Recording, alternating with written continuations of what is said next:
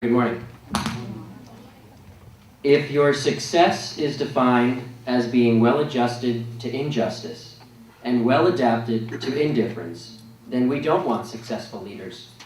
We want great leaders who love the people enough and respect the people enough to be unbought, unbound, unafraid, and unintimidated to tell the truth.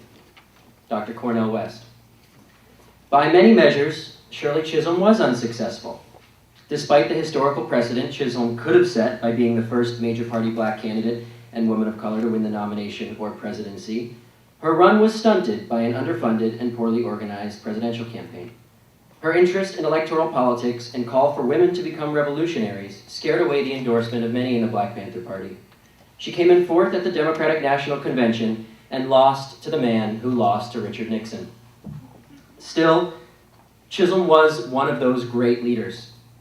43 years ago, Chisholm stood not as a black candidate, although she was one, and not as a woman candidate, although she was that too. She stood as a candidate, quote, for the people. The torch she lit for economic and social justice continues to shine. The National Organization of Women, Title IX legislation, the Congressional Black Caucus, a national holiday recognizing Martin Luther King Jr., and even the Sikh program here at CUNY would not exist without Chisholm's leadership. Carol Moseley Brown, Charles Rangel, Kirsten Gillibrand, Major Owens, Letitia James, Barack Obama, and Hillary Clinton are but a tiny slice of those who have gained from Chisholm's trailblazing. Jenna mentioned inclusion, and I certainly believe that I'm standing here in front of you as a white man, discussing Chisholm's presidential legacy as a direct result of who she was and who she wanted to speak about her legacy. In The Good Fight, Chisholm's 1973 book, she wrote, I ran for the presidency, despite hopeless odds, to demonstrate the sheer will and refusal to accept the status quo.